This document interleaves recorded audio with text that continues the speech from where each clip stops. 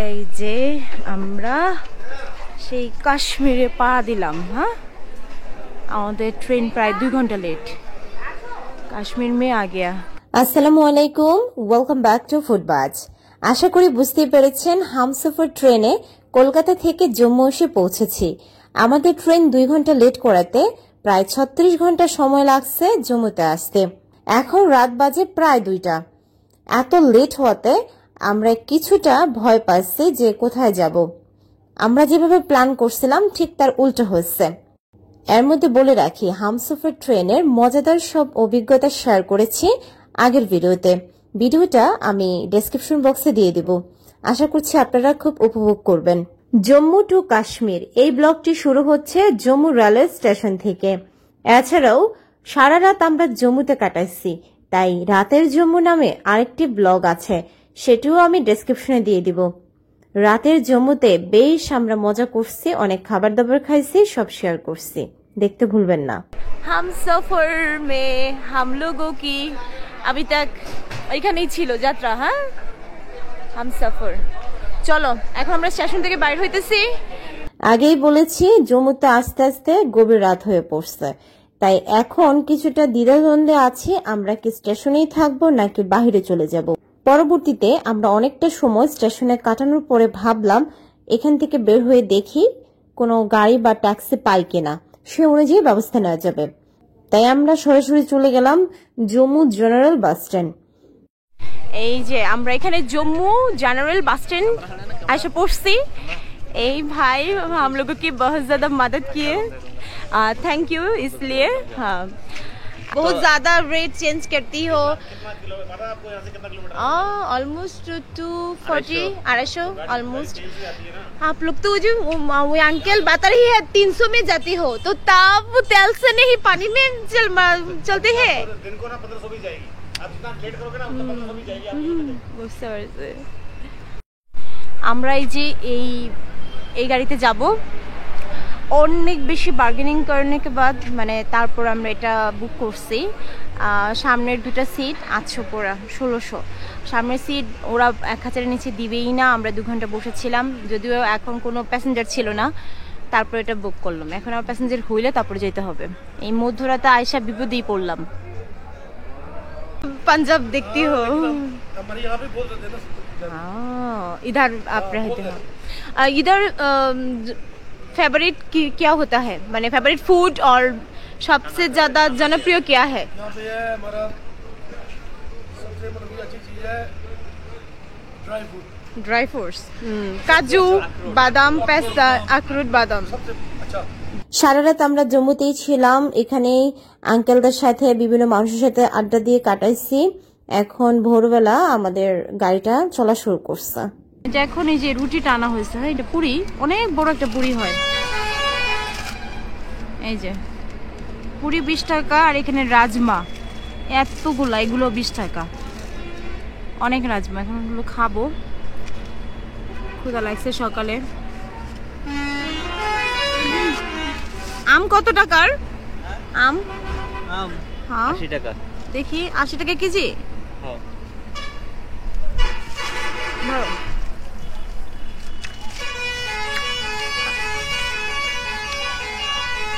এই যে 80 রুপি ওই সাইজের আম।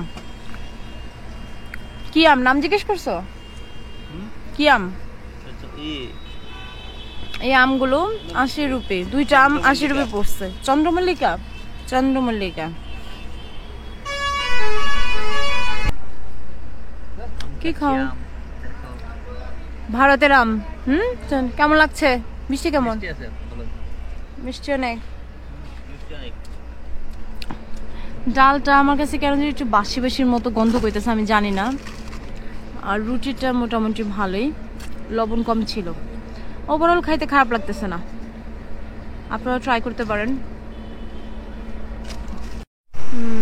আমরা জম্মু জেনারেল স্টেশন থেকে এখন পেহেলগামের উদ্দেশ্যে রওনা করছি। প্রথম আমরা এই গাড়ির দিয়ে যাব হচ্ছে অনন্তনাগ। তো এখানে আপনার প্রচুর দালাল থাকে, তো দালালরা আপনাকে টানা হাজরা করতে থাকবে, অনেক বার্গেনিং করবে, আপনার অনেক বেশি টাকা চাবে। হ্যাঁ, আসলে এখন সিজন হয়ে গেছে এটা বলে তারা ভাড়াও বেশি নিতেছে। আপনি 1000 রুপি ছাড়া ছাড়তেছে না। আমরা অনেক কষ্ট করে 800 রুপিতে নিছি, সেক্ষেত্রে অনেকক্ষণ বসে থেকে তারপরে আপনার যাত্রী হওয়ার পরে ছাড়তেছে। আমি একটা কথা বলবো, এখানে প্রচুর দালাল, তো দালাল থেকে সাবধান, ওরা ছাড়বে না। তো আপনারা আমাদের সাথে থাকবেন আশা করছি, এই জার্নিটা অনেক ভালো হবে। তবে ওয়েদারটা এখন বৃষ্টি হচ্ছে মনে হচ্ছে, হালকা বৃষ্টি নামছে। কতটুকু দেখাইতে পারবো বা ভিডিও করতে পারবো আল্লাহ ভালো জানে। লোকমুখে শুনেছিলাম কাশ্মীরের ওয়েদার নাকি খুব দ্রুত পরিবর্তন হয়, আজ তা চোখেও দেখলাম। বলতে না বলতেই বেশ ভালো বৃষ্টি নেমে গেল, আমাদের লাগেজগুলো ভিজে যাবে, তাই ড্রাইভার মামা গাড়িটা থামিয়ে লাগেজগুলো ঢাকার কাজ করছে। এই ফাঁকে চলুন উপর থেকে জম্মু শহরটা দেখে নেওয়া যাক। থাইমা এই যে আপনাদেরকে একটা দৃশ্য দেখাই, এই যে দেখেন জম্মুটা, এই জম্মু দেখেন একটা শহর। আমরা এখন কত উপরে আছি, একেবারে অনেক উপরে। আর এই যে শহরটা দেখছেন পুরো জঙ্গলের মধ্যে শহর মনে হচ্ছে। আমরা জানতে পারলাম এতক্ষণ যে জায়গাটা দিয়ে আমরা আসলাম এটা পুরোটা জম্বু জু, ন্যাশনাল হাইওয়ের পাশেই কিন্তু এই জুটা আছে। যদি কেউ জম্মুতে স্টে করেন তাহলে কিন্তু এই ফাঁকে বলে নিচ্ছি, জম্মু থেকে অনন্তনাগের দূরত্ব 240 কিলোমিটার, আর শ্রীনগরের দূরত্ব কিন্তু কাছাকাছি। তো আপনারা চাইলে এখান থেকে শ্রীনগর বা অনন্তনাগ যে কোনো জায়গায় যেতে পারেন। আমরা পেহেলগাম যাব বলে প্রথমে অনন্তনাগ যাচ্ছি। অনন্তনাগ থেকে পেহেলগাম মাত্র 40-50 কিলোমিটার, যা যেতে সময় লাগে 1 থেকে 1.5 ঘন্টা। জীবনে প্রথমবারের মতো কোন টানেলে প্রবেশ করছি, অনুভূতিটা খুব ভালো ছিল। এটা অনেক ছোট একটা টানেল, তবে এরকম অনেকগুলো টানেল পার করে কিন্তু আমাদেরকে অনন্তনাগ যেতে হবে।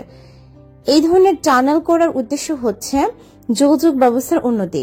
এই যে একটা পাহাড় কেটে টানেল করা হয়েছে, এত করে কিন্তু ঘন্টার পর ঘন্টা সময় বেঁচে গেছে। আগে জম্মু থেকে পেহেলগাম যেতে সময় লাগতো প্রায় 2 দিন, আর সেই সময় এখন 6 থেকে 7 ঘন্টা লাগছে। তার মানে বুঝতেই পারছেন কত কত সময় বাঁচানো গেছে এই টানেলগুলোর মাধ্যমে। যদিও এগুলো বানানো খুব এক্সপেন্সিভ বা সময় সাপেক্ষ ব্যাপার, তবে এগুলো করাতে যোগাযোগ ব্যবস্থার আমূল পরিবর্তন এসেছে। একটু পরপর আমরা টানেল পাচ্ছিলাম, ব্যাপারটা খুব এক্সাইটিং ছিল।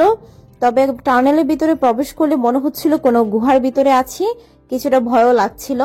তবে এখানে পর্যাপ্ত পরিমাণে লাইটিং এর ব্যবস্থা ছিল। এছাড়াও পথচারীদের যাতায়াতের জন্য দুপাশে ফুটপাথ ছিল, ফোন লাইনের ব্যবস্থা, এমনকি এক্সিট পয়েন্টও আমি দেখতে পাইছি। যোগাযোগ ব্যবস্থার এত উন্নতি ঘটার পরেও হাজার হাজার মালবাহী ট্রাককে এরকম দাঁড়িয়ে থাকতে হয় ঘন্টার পর ঘন্টা। অনেক সময় পাহাড়ি ধস হয় বা অ্যাক্সিডেন্ট হয়, যার কারণে এই যানজট প্রায় 30 থেকে 40 কিলোমিটার পর্যন্ত হইতে পারে। সেটা কিন্তু ভোগান্তির কারণও। তবে পাহাড়ি এই মনোরম দৃশ্য যেদিকেই তাকাবেন আপনার ক্লান্তি দূর করবে, যে কোনো কষ্ট এক নিমিষে মুছিয়ে দিবে। যেদিকেই তাকাবেন সুউঁচু পাহাড়, সাথে ঘন বনভূমি, মাঝে মধ্যেই দেখতে পারবেন পাহাড় চিরে নতুন আর আধুনিক শহর গড়ে উঠেছে। এগুলো দেখলে আপনার কপালে চিন্তার ভাঁজ উঠবেই। এত উপরে এত বড় বড় পাহাড়ের মাঝে কিভাবে মানুষ এত সুন্দরভাবে জীবনযাপন করছে, এগুলো আপনার অভিজ্ঞতার মাত্রা আরেকটা পালক যুক্ত করবে। এত উঁচু পাহাড়ের মধ্যে এত সুন্দর গুছানো শহর দেখলে আসলেই অবাক লাগে। কিভাবে মানুষ এতটা উপরে এত গুছিয়ে সবকিছু করছে, ভাবতে ভাবতে এই জার্নিটা কেটে যাবে।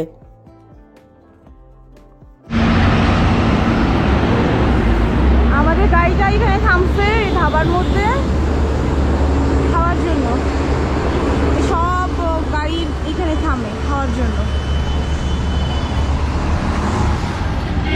অনেক বড় পাহাড়, আর পাহাড়ের মধ্যেই এখানে মন্দির, বাড়ি, মার্কেট, রাস্তা, নেটওয়ার্ক সবকিছু। হাইওয়ের রাস্তার ধারে এরকম বড় বড় কনফেকশনারি সাথে রেস্টুরেন্ট রয়েছে।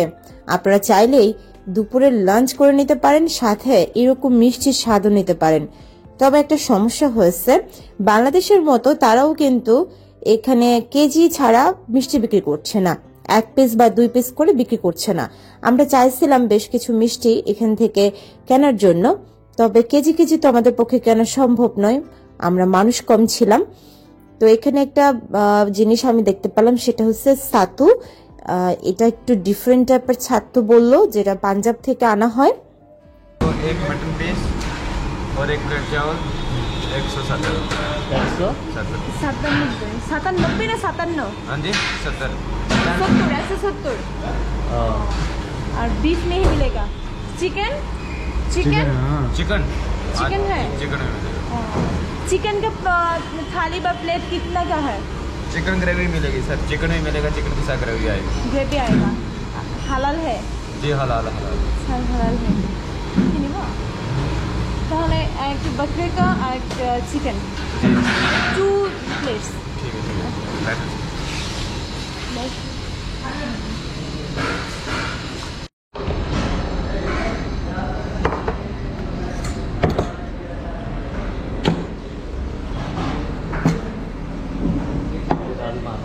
हाँ जी हम लोग तो ऑर्डर नहीं दिया। मुझसे मिलेगा ना कि ये मटन है, ये चिकन है, चिकन बना मटन कोरिया है। মটন এটা কি ব্যাপার? আমারটা নিচ্ছ কেন? আমি তো খাইছি না। देखिए এই যে আমার এটা হচ্ছে 150 রুপির একটা প্লেট। ভাত অবশ্য যথেষ্ট ভালো লাগলো আমার, কারণ একবারে গরম। এর সাথে এই যে রাজমা, এই যে রাজমা এটাও ফ্রি। ফ্রি বলতে এটা প্যাকেজের মতো। এর সাথে দইও আছে, হ্যাঁ দই আছে। আর এখানে যে খাসি, ये मैंने महाई देते हैं খাসি এটা হচ্ছে 170 রুপি। छोटा भागे देते हैं। আর এই যে এই অনেক গ্রেভি, এত ঝোল খায় যতটুকু। চিকেনটা আমার খারাপ লাগে নাই, মোটামুটি ভালোই লাগছে, যদি এটা অনেক হার্ড, অনেক বেশি ভাবছে তো এই কারণে। তবে এই গ্রেভিটা হচ্ছে কি অনেক বেশি টমেটো আর মশলা টশলা দিয়ে বানাইছে, যদিও এটা বাংলাদেশিদের মতো একবারেই না, তবে খাইতে কিন্তু খারাপ লাগতেছে না, যথেষ্ট ভালো। অন্তত ট্রেনে যেগুলো খাইছি এগুলো হচ্ছে অনেক বেটার। প্রাইসটা একটু বেশি মনে হইতেছে। তো সবচেয়ে অবাক ব্যাপার হচ্ছে এখানে পাহাড়ের বাড়ি ঘর এত কিছুর মধ্যে তারা তৈরি করে, এই জন্যই মনে দামটাও বেশি। অনেক দৌড়েছে।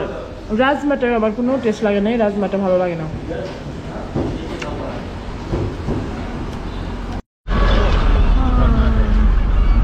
এই পাহাড়ের রাস্তাগুলো যে কত ভয়ঙ্কর, এই যে এখানে একটা জাম বাঁধছে, আর কারণ হচ্ছে এই যে এখানে পাহাড় ধস হচ্ছে, এই যে এখানে বড় পাথর পড়ছিল, তো এই যে অবস্থা খুবই খারাপ, রিস্ক। এই জন্য সবগুলো গাড়িতে থামায় রেখেছে, জ্যামও পড়ছে। এটা খুবই রিস্কি একটা জায়গা, খুবই বাজে। बहुत ज्यादा दूसरा लो এটা অ্যাপ্রিকট না? हाँ जी भैया पानी बोतल দেখো তো, ये देना है इनको। আমরা অ্যাপ্রিকট কিনতেছি 20 রুপি। ऑलरेडी ऐसा होता है देते हैं हम पापड़ इमली भाई पापड़ी तो এখন তো थोड़े बड़े हैं ना उस्ताद, खराब नहीं है, अंदर से साफ है बिल्कुल। বিসমিল্লাহ। इधर है वो भैया বিসমিল্লাহির রহমানির রহিম। ना दे दो देना उस्ताद 20 रुपया। कितने दे दूं सर? मीठा नहीं तो एक दो। बहुत ज्यादा खट्टा, टॉक टॉक। ऐसा ही ओले पड़े टॉक, हैं ना, टॉक। खराब नहीं है, अंदर से साफ है बिल्कुल, चेक करके देखो आप। ये देखो कम लगे।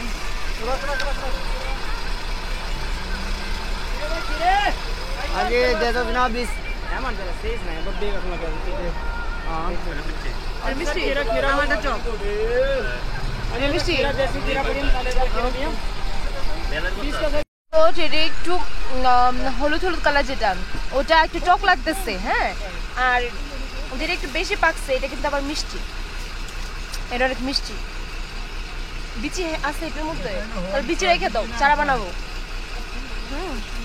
এটা তাদের লোকাল ফল, খেতে ভালোই, তবে ফ্লেভারটা অনেকটা আমাদের বেলের মতো, বেলের মতো বহলে দেখতেই গরুর মতো, কিন্তু ফ্লেভার হচ্ছে বেলের মতো, ভালোই। এখানে আইসক্রিম বিক্রি হচ্ছে, আইসক্রিম হচ্ছে 20 রুপি। 2 ফ্লেভারের আইসক্রিম হবে, একসাথে একটা কোণে দিব। নর্মালি এগুলো আমাদের বাংলাদেশেও পাওয়া যায়, তবে একটা ফ্লেভারের হয়, এখানে 2 ফ্লেভারের, আর দাম হচ্ছে 20 রুপি। দেখেন আমাদের এখানে জ্যাম পড়ে আছে, বিশাল বড় জ্যাম। আমাদের মনে হচ্ছে যে পাহাড় আমাদেরকে আটকায় রাখছে, হ্যাঁ। ভিউটা দেখলে এরকমই মনে হবে যে পাহাড় আটকায় রাখছে। এটা দেখেন, পাহাড়ের সবচেয়ে বড় ব্যাপার হচ্ছে এই গাছগুলা এত উপরে, আর এই গাছ পাহাড়ের পাথরের মাঝে মাঝে অবস্থিত। এই যে রাস্তা ব্লক হওয়ার কারণে আমাদের গাড়িটা থামায় দিছে। এই যে অবস্থা খারাপ। এখানে আপনাদেরকে একটু প্রাকৃতিক দৃশ্য দেখাই। দেখেন এই পাহাড়ের মাঝখানে এরকম নেটওয়ার্ক অথবা কারেন্টের খুঁটিগুলো গাড়া। আর রাস্তাগুলো দেখেন, এই যে পাহাড় কাইটা যে রাস্তা বানাইছে, এই যে পাহাড় কেটে রাস্তা বানানো হয়েছে। সবচেয়ে অবাক লাগে আমার এই বাড়িগুলো দেখে, এত উঁচু পাহাড়ে কিভাবে বানাইছে। আর বানাইছে তো বানাইছে, প্রতিদিন তারা কিভাবে এগুলো ব্যবহার করে, উঠানামা করে। আসলে এদের শক্তি সামর্থ্য অনেক বেশি মনে হয়। আর এখানে এত বাতাস, এত মজা লাগতেছে, মানে গাড়ির মধ্যে বসে থাকা যাইলো না, তা আমরা বের হয়ে গেলাম। আমার খুবই ভালো লাগতেছে, বাতাসটা ফিল করতে পারছি। আর দেখেন আমরা পাহাড়ের কত উপরে আছি, আর অনেক নিচ পর্যন্ত রাস্তা আছে। মানে কাশ্মীর এখন আসি নাই, জম্মু পার্ট অফ কাশ্মীর।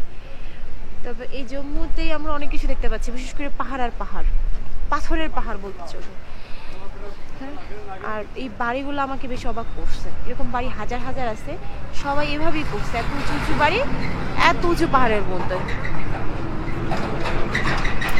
প্রায় 1.5 ঘন্টা এখানে দাঁড়িয়ে থাকার পর অবশেষে জ্যাম থামলো আর আমরা টানেলে প্রবেশ করলাম।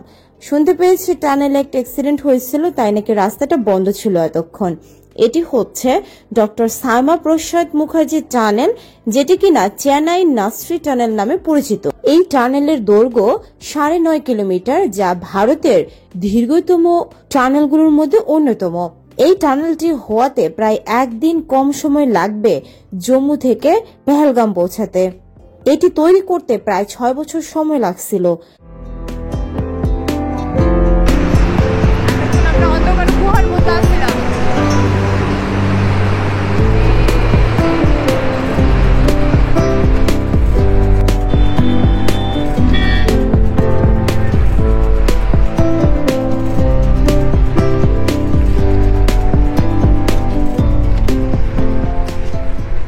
এখন আমরা আছি প্রায় 4000 ফিট উপরে। গাড়িগুলো এখন খুব স্লো চলছে, কারণ খুব নিচু থেকে ধীরে ধীরে উপরে উঠতে হইতেছে। সকাল থেকে আমাদের জার্নি শুরু হয়েছে, এখন প্রায় দুপুর 12টা বাজে। এখনো আমরা অর্ধেক রাস্তা পর্যন্ত যাইতে পারি নাই। আপনারা দেখতেই পাচ্ছেন কত উঁচু পাহাড়ের মধ্যে আমরা উঠতেছি। আপনারা কি কঠিন রাস্তা, হ্যাঁ, যে মনে হবে গাড়িটা একটু এদিক থেকে ওদিক হইলে খাদে পড়ে যেতে পারে। আর আমরা এখন কত উপরে, আর বাড়ি ঘরগুলো কত নিচে। খালি ড্রাইভার একটু অসতর্ক হইলেই পড়ে যাওয়ার সম্ভাবনা অনেক বেশি। এই যে খাদ আর এই যে আমাদের গাড়ি, মানে সবারই একই অবস্থা। রাস্তাতে আমরা যাচ্ছি, যে কোনো সময় যে কোনো কিছু ঘটতে পারে। আশা করছি আপনারা অবশ্যই আমাদের চ্যানেলটাকে সাবস্ক্রাইব করবেন, পেজটাকে ফলো দিয়ে রাখবেন। এত কষ্ট করে আমাদেরকে ভিডিও করতে হয় আপনাদেরকে দেখানোর জন্য।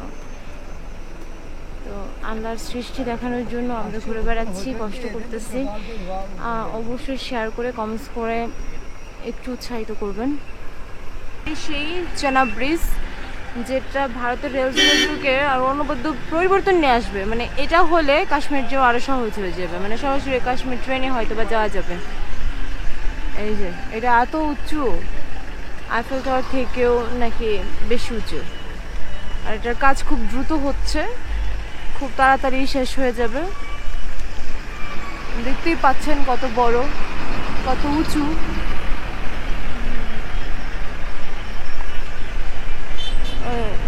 ওখান থেকে আসছে।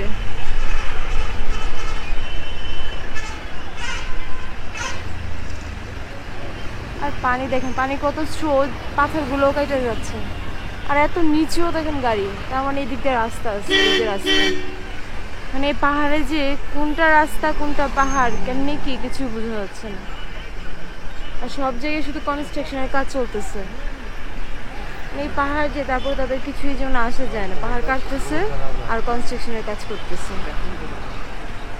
পুরো এলাকাতে আমার শুধু কনস্ট্রাকশন আর বড় বড় বাড়িঘর দেখতে পেলাম। এই যে রাস্তাগুলো অনেক চিপা চিপা আর বাঁকানো বলে অনেক সময়ও লাগে, আর যে কোনো সময় দুর্ঘটনা ঘটতে পারে। একেবারেই চিপা চিপা রাস্তা। এখন খাদের পাশ দিয়ে যায় বলে একটু ভয়ের ব্যাপারে থাকে। দেখেন পাহাড়গুলো এত উঁচু, মনে হচ্ছে পাহাড়ের ভিতরে আমরা উঠে যাব। যে আমরা ওই রাস্তাতে আসছি, আমরা এখন অনেক উপরে, প্রায় 4000 ফুট উপরে। আমরা আসলে এখন উপরে উঠে থাকবো।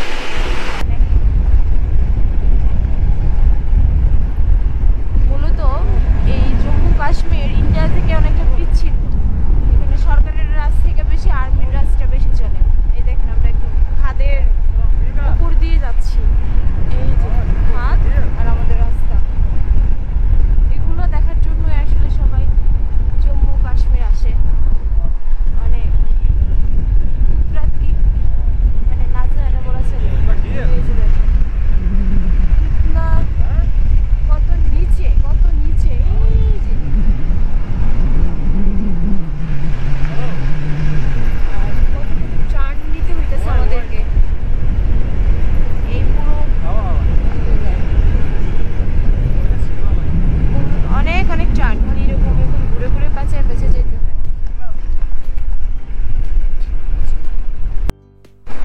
অনেকক্ষণ পর আমরা একটা ঝর্ণা দেখতে পাইছি। এই যে দেখেন বহুত ज़्यादा ঝর্ণা। এই যে মানুষ কিছু করতেছে। বানহাল বাজার,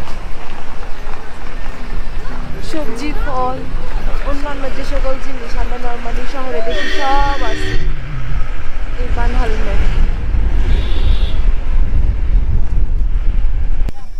এখন আবার হাইওয়ে আমাদের গাড়ি থামছে আরেক জায়গায় খাবারের জন্য। বিকেল প্রায় হয়ে গেছে। রফিক মুসলিম হোটেল, এটা হচ্ছে ন্যাশনাল হাইওয়ে বানিহাল। বানিহাল এই যে হাইওয়ের এই পাশেই মুসলিম হোটেল আছে। আমরা হালাল খাবারটাকে প্রেফার করি, এই জন্য এটা নিচ্ছি। এদিকে অন্যটাও আছে, চাইলে আপনারা খাইতে পারেন। আমরা হালালগুলো খাবো, তাই এই এখানে চা আছে, পাকোড়ে, কিছু খাবার আছে। হ্যাঁ হ্যাঁ, पहले सलाद के साथ है टोमेटो का सलाद, प्याज की सलाद। मटन कितने का है? क्या मटन ये मीट चावल 120। 120 और चिकन चावल? चिकन चावल है 160। अच्छा, चिकन ज्यादा है? हाँ हाँ, हम लोगों की मीट मटन ज्यादा होती है और चिकन थोड़ा कम। नहीं यहाँ चिकन ये এটা হচ্ছে 160 রুপি আর হচ্ছে 120 রুপি। এখন কথা হচ্ছে এই ভাত সহ, হ্যাঁ এই আর বড় বড় দুটো পিস দিছে। যদিও আমি খাই না, যেহেতু বলে লাভ নেই, আপাতত এগুলো খাই। প্রথমত একটি সালাদ দিচ্ছে, পেঁয়াজের সালাদ আর ভাত। খেয়ে দেখি কেমন লাগছে।